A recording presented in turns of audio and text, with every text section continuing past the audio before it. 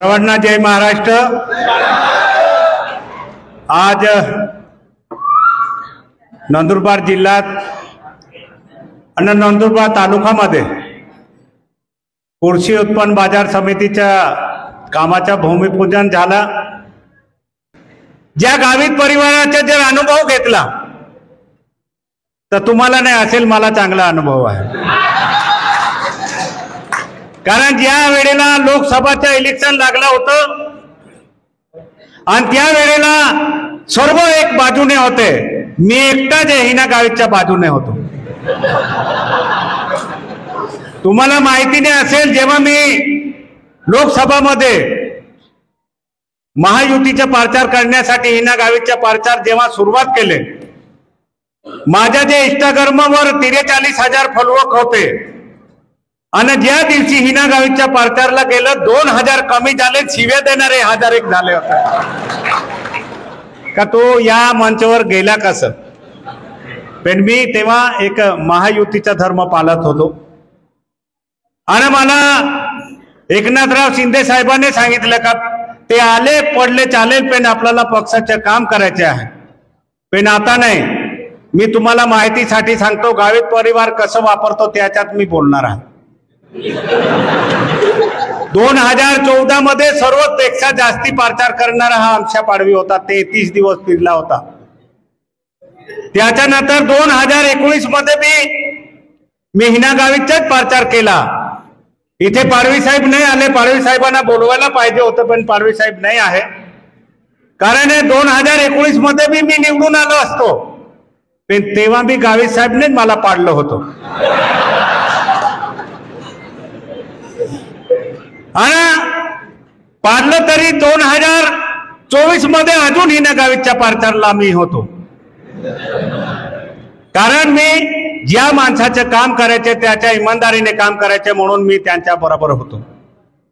आणि जेव्हा हिना गावित जेव्हा पडली तेव्हा तोच विजयकुमार गावित सांगत होतो की तेव्हा मी आमच्या पाडवीला निवडून दिलं असतं तर चांगला झाला। अरे चांगला नाही झाला, तो पाप पडला तुम्हाला, तेव्हा त्याच्यासाठी पडले। आता पण भैयासाहेब तुम्ही कमी पडले किंवा आपला तडवी साहेब कमी पडले किंवा इथला जे मतदार संघामध्ये जे काम करणारे थोडे कमी पडले, या वेळा साफसूफ करून द्यायला पाहिजे होतं, तुम्ही पण वाचवून दिलं। का सांगतो का बोलतो त्याचा दुःख आहे। 2014 मध्ये मी त्यांचा प्रचार केला, 2019 मध्ये प्रचार केला तरी पाडलं, आणि आता सुद्धा त्यांच्या विरुद्ध मध्ये म्हणजे माझ्या विरुद्ध मध्ये मी त्यांचा प्रचार केला असताना माझ्या विरुद्ध मध्ये हिना गावित उभी राहिली आणि काय बदनाम करते, मला देवेंद्र फडणवीस साहेबांनी उभं केलं। अरे त्याने नाही उभं केला, तुम्ही स्वतः राधे दादाच्या विरुद्ध मध्ये तुमचा भाऊ, चिरी दादाच्या विरुद्ध मध्ये तुमचा भाऊ, माझ्या विरुद्ध मध्ये हिना गावित, सर्वच पक्ष का त्यांच्या बापाचं आहे का?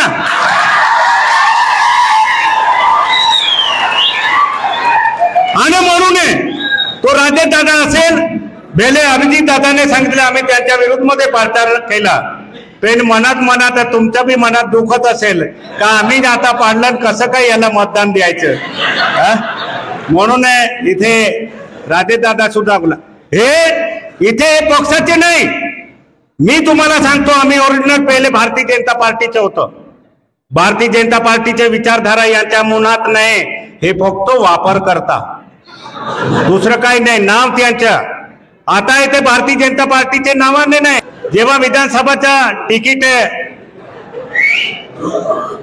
मला योगायोग मी आमदार असताना विजूदादाने मागणी केली होती, मी मागणीने केली होती, माझ्या मुलासाठी मागणी केली, पण या महाराष्ट्र राज्याच्या मुख्यमंत्री एकनाथराव शिंदे साहेबांनी सांगितलं का मला शंकर नको, विजूदादा नको, तू पाहिजे, तू निवडून येऊ शकतो। मी सांगितले साहेब माझे 3.5 वर्ष आहे, मला ते नाही माहिती म्हणा।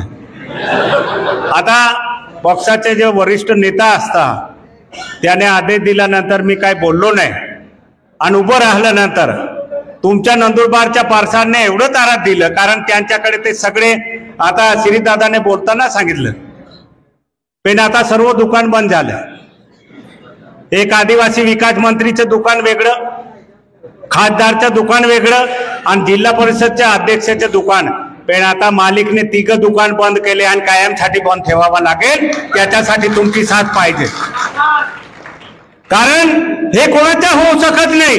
त्याचा अनुभव मी तुम्हाला सांगतो. मी यांच्यासाठी रात्रंदिवस राबलो, पण यांचा जे घमंड होतो का आम्ही निवडून येऊ, पैशाने सगळं करून घेऊ, पण माझ्या बरोबर विजूदादा सारखा, जामसिंग दादा सारखा, रवी दादा सारखांची ताकद होते. भैया साहेबांच्या त्यांचा सुपडा साफ करून दिला आणि जे 1 नंबरवर आम्ही येऊ सांगणारे 3 नंबरवर फेकले गेले.